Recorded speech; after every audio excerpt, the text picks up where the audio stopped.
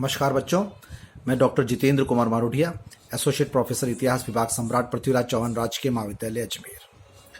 बच्चों, हम बात कर रहे थे 1857 की क्रांति, उसके पृष्ठभूमि की बात की हमने, कारणों की बात की, उसके स्वरूप की बात की और उसकी असफलता के कारणों की बात की थी। ऐसा नहीं है कि 1857 की क्रांति असफल हो गया तो भारत या भारत की आज़ादी का मार्ग विराम या उसके भावनाओं में विराम लग गया। इस तरीके से कुछ नई बातें निकल कर आई। उसने 1857 की क्रांति थी या उस प्रथम स्वतंत्रता संग्राम की भावनाओं को जीवंतता प्रदान की। और इसमें सीधा सीधा जो मैं आपको बताना चाहता हूं, पहला बिंदु हमने जो अगर हम इसका अध्ययन करें निकल कर जो सामने आया वो ये था कि कंपनी शासन का अंत हुआ। 1857 क्रांति की इतिहासकार ग्रिफिन ने लिखा भी है कि भारत में सन 1857 की क्रांति से अधिक महत्वपूर्ण घटना, अभूतपूर्व घटना, व्यापक और स्थायी घटना कोई नहीं हुई। रशबुक विलियम भी लिखते हैं इस बात को कि पूरी जब तक भारत के इतिहास की बात करें तो इतना विलक्षण और इतना आकर्षक अध्याय कोई नहीं है जितना कि 1857 का स्वतंत्रता संग्राम है। डॉक्टर मजुमदार भी लिखते हैं कि सन 1857 का जो महान विस्फोट हुआ उसने भारतीय शासन के स्वरूप को और देश के भावी विकास में मौलिक परिवर्तन किया। अतः इस 1857 की क्रांति के महत्व को समझना बहुत आवश्यक है। मैंने पहले बताया कि कंपनी शासन का आरंभ हुआ सन 1600 ईस्वी में ईस्ट इंडिया कंपनी की स्थापना हुई। उसके बाद 20-20 वर्षों तक ये चार्टर उपलब्ध रहा कि भारत में ईस्ट इंडिया कंपनी का राज रहेगा। 1773 में रेगुलेटिंग एक्ट के तहत गवर्नर जनरल की पोस्ट पद स्वीकृत हुआ था। लेकिन अब 2 अगस्त 1858 को एक अधिनियम पारित हुआ जिसमें भारत को कंपनी शासन से मुक्त कर दिया गया और भारत सीधा ब्रिटिश सामग्री की माफ करिएगा ब्रिटिश महारानी के अधीन चला गया और बोर्ड ऑफ कंट्रोल और बोर्ड ऑफ डायरेक्टर भंग कर दिए गए और इसके स्थान पर भारत सचिव और उसकी सहायता के लिए 15 सदस्यीय काउंसिल स्थापित की गई। और अब जो गवर्नर जनरल था वह यदि ब्रिटिश कंपनी के द्वारा गवर्नर जनरल को ब्रिटिश भारत से गवर्नर जनरल के नाम से काम करेगा अगर अधीन कंपनी के थ्रू करता है, और अगर देसी रियासतों के साथ संबंध स्थापित करते समय उसको अपने नाम के आगे वायसराय लिखना होगा। इस प्रकार इस विद्रोह के फलस्वरूप जो परिवर्तन हुआ उससे एक नए प्रशासनिक युग की शुरुआत हुई।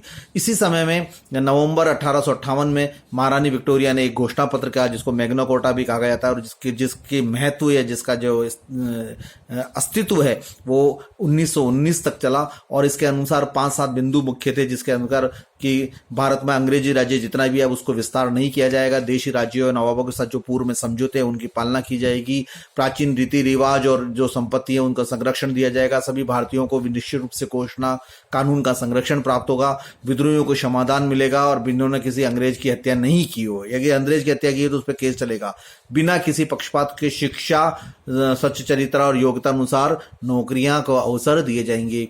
ये बहुत सारी मूल बातें जो मैग्ना कार्टा में 5-7 बिंदु लिए गए और 1919 तक ये बिंदु चले।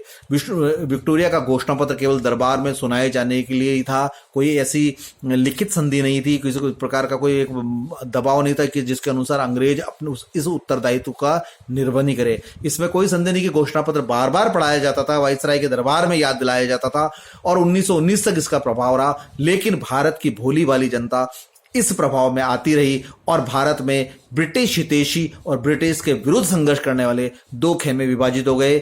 धीरे धीरे एक जातीय या सांप्रदायिक स्तर पर विभाजित हो गए और उस संप्रदाय में भी 2 खेमे विभाजित हो गए। हिंदुओं में भी 2 खेमे हो गए, एक ब्रिटिश हितैषी थे, एक ब्रिटिश विरोधी थे। मुस्लिम में भी ये हो गए, एक ब्रिटिश हितैषी थे, एक ब्रिटिश विरोधी थे।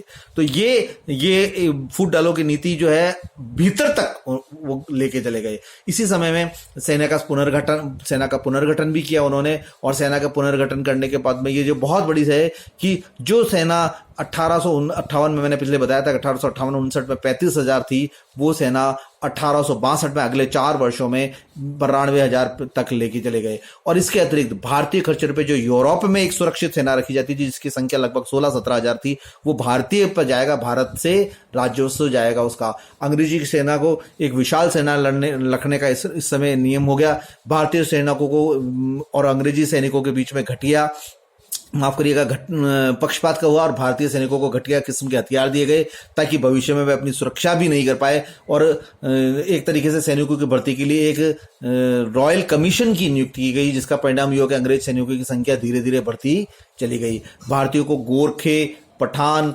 डोगरे, राजपूत, सिख, मराठे आदि विभिन्न श्रेणियों में विभाजित कर दिया गया और तोपखाना पूर्णतः यूरोपी के हाथ में रखा गया। बारूद और तोपखाने का जो है वो पूरा का पूरा उनके हाथ में रखा गया ताकि कभी भी विद्रोह के रूप में किसी भी राजा महाराजों को ये प्राप्त नहीं हो।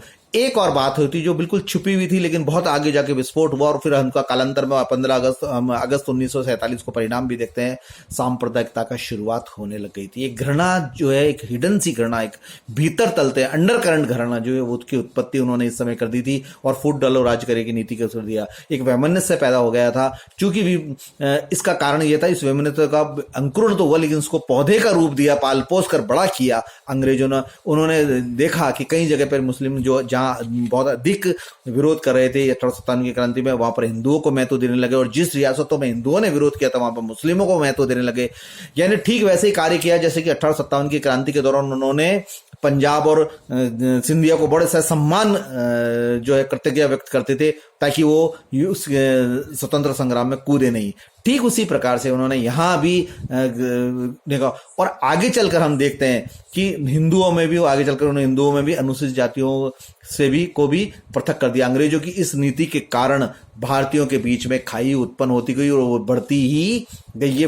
ये वैमनस्य का जो बीज है, विप्लव के बाद भारतीय अंग्रेज जो कहना चाहिए संबंध और अंग्रेज और भारतीयों के संबंध और भी कटे हो गए, जिसको कभी मिटाया नहीं जा सका, किसी भी स्थिति में मिटाने जगह और कभी भी सौहार्दपूर्ण वातावरण स्थापित नहीं हो सके। शासक और शासितों के बीच एक खाई जो स्थापित हुई इस घृणा के या इस वैमनस्यता के वातावरण के कारण हुई। प्रशासन के निम्न पदों पर भारतीय और उसके कुप्रभाव भी सामने दृष्टिगोचर होते हैं। एक ये भी हुआ कि इसका पालन कभी नहीं किया, नौकरियों में भारतीयों को स्थान दिया जाएगा, ये मैग्ना कार्टा में था, लेकिन इसका पालन कभी भी नहीं किया। कोई भी भारतीय रॉयल कमीशन में जाने से कभी उपयुक्त समझा ही नहीं गया, यानी उच्च अधिकारियों में या सैनिक के अधिकारियों में उनको उसको नियुक्ति नहीं हुई। वायसराय का कमीशन भी वह प्राप्त कर लेता था तो उसे अंग्रेज रंगरूट के मुकाबले अधिक योग्य नहीं समझा जाता। यानी जो कमीशन मिलता है सैनिकों में, एक विशेष इंसेंटिव मिलता था, उस इंसेंटिव के लायक भारत को निकल गया। से सरकारी कर्मचारी ब्रिटिश अधिकारियों तथा जनता के बीच एक प्रकार से बिचौलिए थे और वे चापलूस थे ना, उन भारतीयों को उच्च पद पर रखा गया। अंग्रेज नहीं चाहते थे कि किसी प्रकार के चापलूसों की या जो है उन आज्ञाकारी जो है उनके भारतीय है वह आम जनता से मिले। अतः उनकी एक जिस स्थान पर नियुक्ति होती थी उनकी उस या वो जो इच्छित स्थान पर मांग करते थे उससे उनके विपरीत ही उनको नियुक्तियां दी जाती थी। इसका परिणाम यह हुआ कि कर्मचारी की सेवाएं वास्तव में सैन्य शक्ति से अधिक प्रबल सिद्ध होने लग गई जो अंग्रेजों के हितैषी में थी। और इस वर्ग ने फिर आगे चलकर क्या किया, अंग्रेजों के प्रति पूर्ण वफादारी रखी जो देश के लिए कालांतर में बहुत ही ज्यादा विश्वासघाती हुई। अब बात करते हैं हम आर्थिक प्रभाव की। आर्थिक दृष्टि विप्लव के परिणाम बहुत जबरदस्त हुए और नकारात्मक भारतीय के लिए पूंजीपतियों को भारत में पूंजी लगाने हेतु प्रोत्साहित किया गया। इस समय कपास, जूट, कॉफी, तंबाकू और चाय आदि को बढ़ावा मिला। भारतीय उद्योग धंधे को संरक्षण किसी प्रकार का नहीं दिया गया, यद्यपि मैग्ना कार्टा में थे और ये सारे के सारे बड़े धंधे थे अंग्रेजों नियंत्रण में थे। और ईस्ट इंडिया कंपनी के जो स्थापित की थी, जो उनके टेंडर थे उसको यथावत रखा गया। भारत से रुई इंग्लैंड जाकर कपड़ा बनकर वापस आती थी और यातायात के साधनों के विकास ने इसको और भी सुगम बना दिया था। जो 1853-54 में हम देखते हैं यातायात के साधन में थे। इसके अतिरिक्त कंपनी भारत पर इतने लंबे समय तक कंपनी ने युद्ध किया, मराठा को पराजित किया, राजपुताना को पराजित किया, बेलजी द्वारा सहायक संधि की गई, मैसूर को पराजित किया गया, उसके बाद पंजाब को पराजित किया गया, लगभग सभी भी है। लेकिन फिर भी जब कंपनी यहां से गई तो उन्होंने ये कहा कि भारत पर 3 करोड़ 60 लाख पाउंड का कर्ज है। तो जब कंपनी शासन ब्रिटेन मारने का आया तो उन्होंने ये कर्ज की पूर्ति भारतीयों पर नए कर लगा के भारतीयों को शोषण करके इस पूर्ति की और इससे आर्थिक शोषण से भारत देश और भी गरीब होता गया। अब मैं कुछ बातें ऐसी करता हूं जिस पर कि प्रत्यक्ष अप्रत्यक्ष से भारतीयों को लाभ हुआ होगा, है ना। इस विद्रोह के कारण भारतीयों को कुछ लाभ इस तरह ब्रिटिश सरकार ने आंतरिक दशा ठीक करने के लिए लोगों की कुछ भौतिक उन्नति का प्रयास किया। यद्यपि उन्होंने वो वर्ग अलग कर दिया, लेकिन फिर भी एक नई सविन सोच का प्रादुर्भाव हुआ। विप्लव के बाद भारत के संवैधानिक विकास की प्रक्रिया प्रारंभ हुई। ये भी एक बहुत अच्छी बात हुई। 1800 नियम के दिन चली, और जो आगे उसमें भारतीयों को शासन में भाग लेने, रुचि करने और संवैधानिक व्यवस्था दिलाना, ICS परीक्षा में बैठने और उसके संबंधित जागरूकता हुई। यद्यपि 1857 में ब्रिटिश शासन को समाप्त करने के प्रयास का दमन कर दिया गया था, किंतु इससे भारतीयों के मन में एक राष्ट्रवाद की भावना हुई, एक राष्ट्रीय भावना अत्यंत तीव्र गति पकड़ी, और इसी राष्ट्रीय भावना ने हमारे राष्ट्रीय आंदोलन का संचालन किया, जो हम 1885 से 1947 देखते हैं, जिसका बहुत बड़ा परिणाम हुआ कि 1947 में हमको विदेशी सत्ता से इतिश्री प्राप्त हो गई। 1958 का विप्लव भारतीय इतिहास की बहुत प्रेरणादायक घटना मानी जाती है। ब्रिटिश साम्राज्य की जिसने नींव हिला दी थी। भविष्य में ये विप्लव भारतीयों को हमेशा हर आंदोलन में, चाहे वो किसी भी आंदोलन बड़े नेता ने किया हो, चाहे महात्मा गांधी ने किया हो, चाहे किसी भी और का आंदोलन किया गया हो, चाहे स्वराज्य आंदोलन हुआ, वो प्रेरणादायक रहा, प्रेरणा देता रहा, और हमारे राष्ट्रीय आंदोलन काल में 1857 में के शहीदों को बड़े गौरव से याद किया जाएगा। वस्तुतः अनेक इतिहासकार इसको इस मध्य युग का अंत कहते हैं, आधुनिक युग का प्रारंभ भी कहा जाता है इसको। इसलिए 1857 का स्वतंत्रता संग्राम, 1870 क्रांति, मैंने अपने पहले ही वक्तव्य में कहा था, भारतीय इतिहास की एक गौरवपूर्ण घटना है, और ये घटना इतनी है जिसे हर भारत का इतिहास या हर इतिहासकार और हर भारत का इतिहास का विद्यार्थी बहुत सम्मान पूर्वक इस अध्याय को महत्व देता है। तो हमने 5-6 बिंदु पर पढ़ा, पृष्ठभूमि पढ़ी, स्वरूप पढ़ा, कारण पढ़े, परिणाम पढ़े और असफलता के कारण पढ़े। बच्चों ये जो हमारे 6 बिंदु थे, मैंने आपको बताया था कि 4 अध्याय में पूरा कर लिया जाएगा, 5 अध्याय में पूरा कर लिया जाएगा। तो 1857 का संपूर्ण कार्य हमने यह संपूर्ण अध्ययन बिंदु हमने आज पूर्ण कर लिए हैं। आप मेरी जो ये भी जितने भी ये मेरे हैं जो मैंने आपसे शेयर किए, इसको बार बार देखते रहिए और बार बार पढ़ते रहिए और अपने व्यूज़ देते रहिए, और अधिक से अधिक जो बच्चों हैं जिनको आना चाहिए सब्सक्राइब को होल्ड कर दीजिएगा।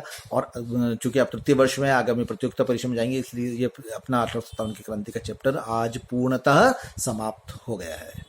धन्यवाद।